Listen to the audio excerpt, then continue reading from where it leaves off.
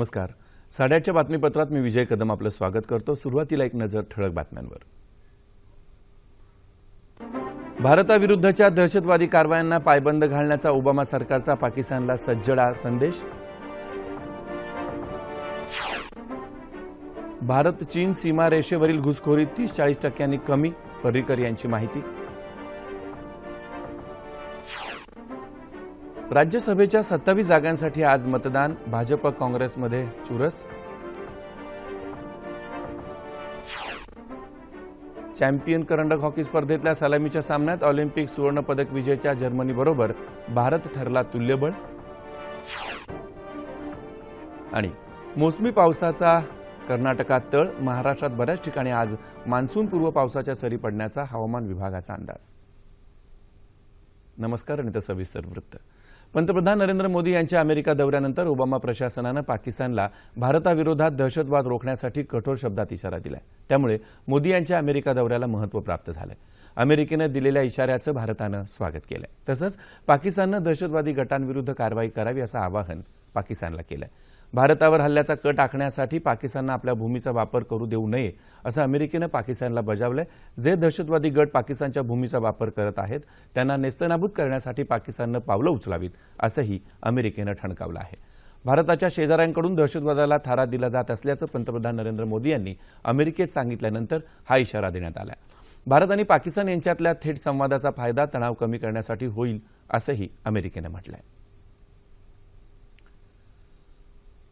चीनबरोबर विविध मुद्द्यांवर आमची चर्चा चालू आहे. त्यामुळे गेल्या 15 दिवसात भारत चीन सीमेवरील घुसखोरीत 30 ते 40% घट झाल्याचं संरक्षण मंत्री मनोहर पर्रिकर यांनी सांगितलं आहे.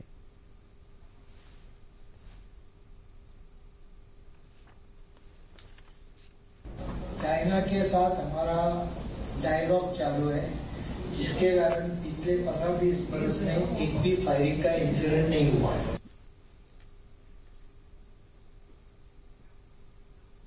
पाकिस्तान भारताला शत्रू मानत आहे. पठाणकोट आणि मुंबई हल्ल्याचा उल्लेख करत भारतावर हल्ला करणं हा जन्मसिद्ध अधिकार असल्याची पाकिस्तानची मानसिकता असल्याचं ते म्हणाले. त्यांची मानसिकता बदलत नाही तोपर्यंत शांतता प्रस्थापित होणं कठीण असल्याचंही त्यांनी सांगितलं. राज्यसभेच्या 27 जागांसाठी आज मतदान होणार आहे. मध्य प्रदेश, कर्नाटक, केरळ आणि उत्तर प्रदेशमधील रिक्त झालेल्या जागांसाठी हे मतदान होईल. मध्य प्रदेशात बसपानं काँग्रेसच्या बाजूने मतदान करण्याचा निर्णय घेतलाय, तर कर्नाटकमध्ये जदयूमध्ये बंडखोरी उफाळून आली आहे. मात्र पक्षानं काँग्रेसच्या बाजूने मतदानाचा निर्णय घेतलाय. राज्यसभेच्या 57 जागांपैकी 30 जागांवर बिनविरोध निवडणूक झाली आहे. उर्वरित 27 जागांचा निर्णय आज होईल. काही राज्यात भाजप आणि काँग्रेसमध्ये चुरस निर्माण झाली आहे. कर्नाटकात अपक्ष आणि जदयूच्या मतदारांना लाच देण्याच्या आरोपाचा निवडणुकीवर परिणाम होण्याची शक्यता आहे. सर्वांचं लक्ष 22 जागा असलेल्या उत्तर प्रदेशकडे आहे. तिथं काँग्रेसचे कपिल सिब्बल आणि भाजपनं समर्थन दिलेल्या अपक्ष उमेदवार प्रीती महापात्रा यांच्यातली निवडणूक अटीतटीची होणार आहे.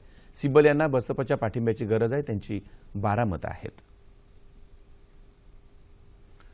पंतप्रधान नरेंद्र मोदी यांनी काल नवी दिल्लीत 3 महत्त्वाच्या बैठका घेतल्या.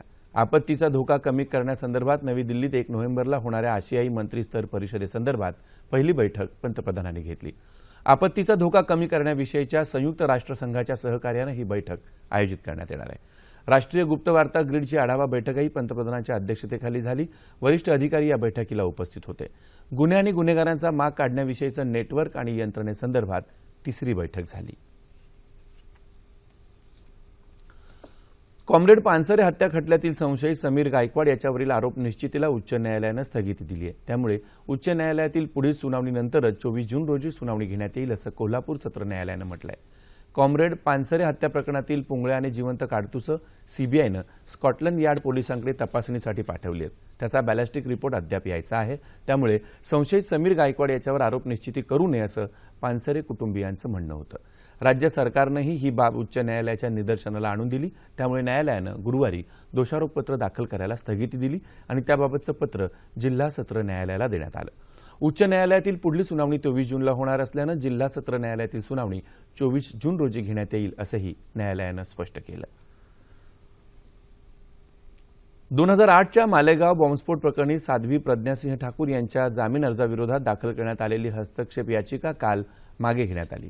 या बॉम्बस्फोटातले पीडित निसार अहमद यांनी ही याचिका दाखल केली होती. मात्र या याचिकेवरली सुनावणी दरम्यान या याचिकेत अनेक त्रुटी आढळल्या. त्यामुळे अहमद यांनी काल याचिका मागे घेतली. सोमवारी पुन्हा नव्यानं हस्तक्षेप याचिका दाखल होण्याची शक्यता आहे।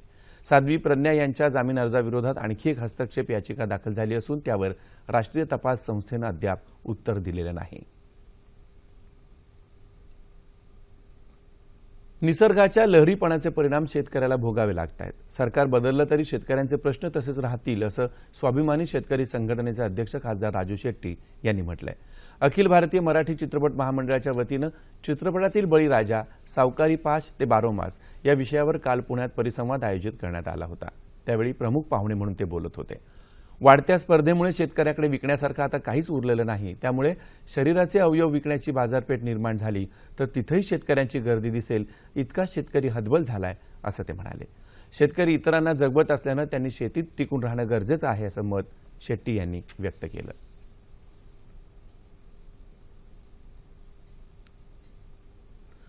नागपूर मेट्रो रेल्वे प्रकल्पाचं काम प्रगतीपथावर असून पहिली मेट्रो डिसेंबर 2019 पर्यंत धावेल अशी माहिती नागपूर मेट्रो रेल्वेचे व्यवस्थापकीय संचालक ब्रजेश दीक्षित यांनी नागपूर इथं पत्रकार परिषदेत दिली।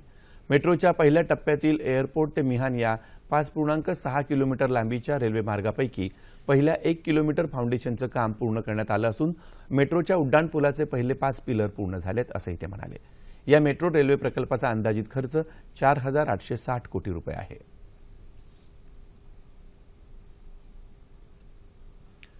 रोजच्या दैनंदिन टॅक्सी आणि रिक्षाच्या प्रवासात आपल्याला अनेकदा या वाहन चालकांच्या अरेरावीचा सामना करावा लागतो। मात्र मुंबईतल्या 75 वर्षीय टॅक्सी ड्रायव्हर विजय ठाकूर यांनी गरजवंतांना मोफत टॅक्सी सेवा देत वेगळा आदर्श समोर ठेवलाय। 75 वर्षीय टॅक्सी चालक विजय ठाकूर एक असे टॅक्सी चालक जे कधीही कोणत्याही प्रवाशाला नाही म्हणत नाहीत। कधी काळी एका नावाजलेल्या खासगी कंपनीत मेकॅनिकल इंजिनियर म्हणून कार्यरत असणाऱ्या ठाकूर यांच्या आयुष्यात असं काहीतरी घडलं ज्यामुळे त्यांच्यातला समाजसेवक जागा झाला। एक दिन रात को 2:30-3 बजे मेरी वाइफ की तबीयत अचानक खराब हो गई, तो उस टाइम पे मेरे को टैक्सी रिक्शा कुछ अवेलेबल नहीं हुआ। मैं एक रिक्शे वाले को अंधेरी स्टेशन तक भागते गया। वहाँ जाके रिक्शे वाले के हाथ पैर जोड़ के उसको नानावटी हॉस्पिटल चलने के लिए कहा मैंने। तो he demanded me from me 300 rupees to go to Nanavati hospital. आज मेरे पास पैसे थे तो मैंने 300 रुपये रिक्शे वाले को दे दिए। कोई गरीब आदमी जो मिडिल क्लास का आदमी, वो उसके पास इतने पैसे तो कभी होंगे नहीं रात के टाइम पे किसी के पास। रुग्णाला त्वरित आरोग्य सेवा मिळाली नाही तर ते त्याच्या जीवावर बेतू शकतं। हे जाणून ठाकूर यांनी 18 वर्षांपासून टॅक्सीचा आपला व्यवसाय सांभाळत गरजू रुग्णांना मोफत टॅक्सी सेवा द्यायला सुरुवात केली। ती आज तागायत तशीच सुरू आहे। गंभीर परिस्थितीतले रुग्ण, गरोदर महिला, विद्यार्थी, अपघातग्रस्तांसाठी ठाकूर 24 तास सतर्क असतात। मेरी तबीयत बहुत ज़्यादा ही खराब थी तो विजय जी ने और इनके एक दोस्त थे अंतोन भाई, ये दोनों ने मुझे नानावटी लेके गया, वहाँ मेरा ट्रीटमेंट कराया। आधी रात हो या रात का 5 बजे हो या 3 बजे हो, कभी भी हो, फोन आएगा तो जाते, नहीं तो पहले जब फोन नहीं था तो लोग बुलाने आते थे। या वयातही ठाकूर यांचा उत्साह तरुणांना लाजवेल असा आहे। कुटुंबियांच्या विरोधाला न जुमानता निस्वार्थी भूमिकेतून सुरू ठेवलेलं ठाकूर यांचं समाजसेवेचं व्रत आपल्या सर्वांसाठीच प्रेरणादायी आहे। बिहारमधील नालंदामध्ये एका नवनिर्वाचित महिला प्रमुखाची गोळी मारून हत्या करण्यात आली। पूनम देवी या पती इंद्रजीत सिंग यांच्यासह हरनोत बाजारातून घरी परतत असताना गावाजवळ आधीपासून लपलेल्या गुन्हेगारांनी पूनम देवी यांच्यावर अंधाधुंद गोळीबार केला, त्यात त्यांचा जागीच मृत्यू झाला। बिहारमध्ये सातत्यानं अशा घटना घडत असून राज्यात जंगलराज असल्याचा आरोप भाजपनं केलाय। त्यांनी राज्य सरकारवर टीकेची झोड उठवली आहे।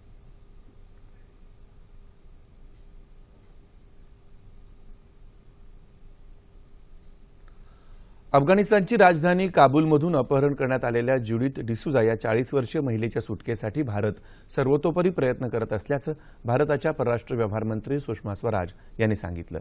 ज्युडिथ यांच्या सुखरूप सुटकेसाठी भारत अफगाणिस्तानच्या संबंधित अधिकाऱ्यांच्या संपर्कात आहे, तसंच ज्युडिथ यांच्या कोलकातामधील कुटुंबियांच्याही संपर्कात असल्याचं स्वराज यांनी ट्विटमध्ये म्हटलंय। आगा खान फाउंडेशन या स्वयंसेवी संस्थेत ज्युडिथ कार्यरत आहेत। काबूलमधील तायमनी भागातून त्यांचं अपहरण झालं। देशातल्या बालमजुरी या महत्त्वाच्या मुद्द्यावर प्लॅन इंडिया ही चाइल्ड राईट्स संस्था नवीन अभियान राबवत आहे। या अभियानाचं नेतृत्व सुप्रसिद्ध अभिनेते अनिल कपूर करणार आहेत। या अभियानांतर्गत प्लॅन इंडिया 2 दशलक्ष मुलांचं जीवन सुधारण्यासाठी वचनबद्ध आहे, असं प्लॅन इंडियाच्या कार्यकारी संचालिका भाग्यश्री डेंगळे यांनी सांगितलं. 12 जून रोजी होणाऱ्या आंतरराष्ट्रीय बालमजुरी विरोधी दिनाच्या औचित्यानं त्या काल मुंबईत पत्रकारांशी बोलत होत्या. भारतात दररोज सकाळी 8 दशलक्षाहून अधिक मुलं शाळेत जाण्याऐवजी कामावर जातात. या मुलांना जर आपल्या भविष्याबद्दल काही अपेक्षा नसतील तर आपल्या आर्थिक प्रगतीला काहीच अर्थ उरणार नाही, असं मत अनिल कपूर यांनी व्यक्त केलं. लाखो मुलांना अन्न, निवारा, शिक्षण, वैद्यकीय सुविधा अशा प्राथमिक सुविधा मिळत नाहीत. ती अतिशय गरिबीचं जीवन जगतात. त्यांना सतत पिळवणुकीला सामोरं जावं लागतं आणि म्हणून ते मजुरी करतात, असंही अनिल कपूर म्हणाले. 24 तास तत्परतेनं जनतेची सेवा करणाऱ्या मुंबई पोलिसांना येणाऱ्या पावसाळ्यात सुरक्षेच्या दृष्टिकोनातून काल 16,500 रेनकोटचं वाटप करण्यात आलं. की एक्सपोर्ट्स इंडियाकडून हे रेनकोट देण्यात आले. मुंबई पोलिसांच्या अथक परिश्रमाप्रती कृतज्ञता म्हणून हा उपक्रम असल्याचं पिडिलाइट इंडस्ट्रीजच्या वतीनं सांगण्यात आलं.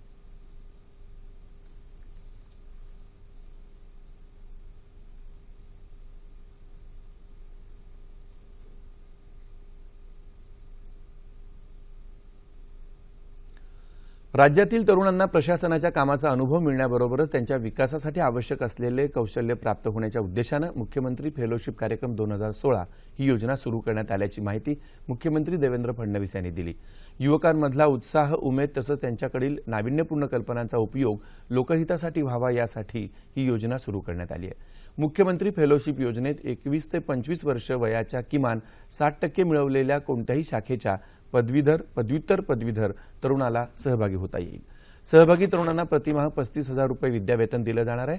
या योजनेत सहभागी झालेल्यांचा कार्यकाळ 11 महिन्यांचा असेल.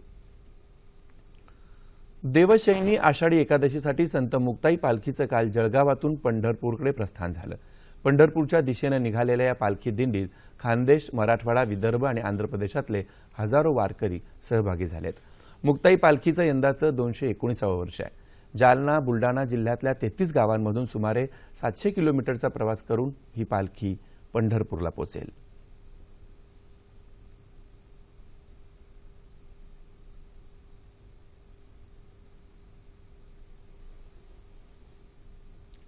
लंडन इथं चालू असलेल्या चॅम्पियन्स करंडक हॉकी स्पर्धेत भारताचा जर्मनीबरोबर झालेला सलामीचा सामना बरोबरी सुटलाय. जर्मनी हॉकी ऑलिम्पिकमध्ये सुवर्णपदाचा मानकरी होता. त्यामुळे भारतानं या सामन्यात जर्मनीशी केलेली बरोबरी तुल्यबळ ठरली आहे. सामन्याच्या सुरुवातीला जर्मनीला पेनल्टी कॉर्नर मिळाला, मात्र त्यांना त्याचा फायदा घेता आला नाही. पूर्वार्धात भारतानं 1 गोलची आघाडी घेतली होती. उत्तरार्धात जर्मनीनं 1 गोल नोंदवला. त्यानंतर हरमनप्रीतनं गोल करत 3-1 अशी आघाडी घेतली. सामना संपायला 4 मिनिटे शिल्लक असताना जर्मनीला पेनल्टी स्ट्रोक मिळाला. त्याचा फायदा घेत जर्मनीच्या गोमोलनं 2 गोल नोंदवत सामना 3-3 असा बरोबरीत आणला. आता भारताचा पुढचा सामना यजमान ब्रिटन बरोबर होणार आहे. अजलन शाह स्पर्धेतील रौप्य पदकामुळे भारताचा आत्मविश्वास उंचावलाय. त्याचा संघाला निश्चितच फायदा होईल. आणि आता हवामान वृत्त. केरळात दाखल झालेला नैऋत्य मोसमी पाऊस कर्नाटकातच तळ ठोकू नये असं हवामान विभागाच्या सूत्रांनी दूरदर्शनला सांगितलं. आंध्र प्रदेशची किनारपट्टी आणि रायलसीमा भागात नैऋत्य मोसमी पाऊस पुढे सरकलाय. मुंबईच्या अनेक भागात तसंच उपनगरात आज सकाळी पावसानं हजेरी लावली. रत्नागिरीतही कालपासून पाऊस चालू आहे. तसंच लातूर, नांदेड, नंदुरबार, सोलापूर जिल्ह्यात काल पाऊस झाला. येत्या 24 तासात दक्षिण कोकण आणि गोव्यात बऱ्याच ठिकाणी तसंच उत्तर कोकण आणि उत्तर मध्य महाराष्ट्रात काही ठिकाणी तर राज्याच्या उर्वरित भागात तुरळक पाऊस पडण्याची शक्यता हवामान खात्यानं वर्तवली आहे. शेवटी पुन्हा एकदा ठळक बातम्या. भारताविरुद्धच्या दहशतवादी कारवायांना पायबंद घालण्याचा ओबामा सरकारचा पाकिस्तानला सज्जड संदेश. भारत चीन सीमारेषेवरील घुसखोरी 30-40% कमी, पर्रिकर यांची माहिती. राज्यसभेच्या 27 जागांसाठी आज मतदान. भाजप काँग्रेसमध्ये चुरस.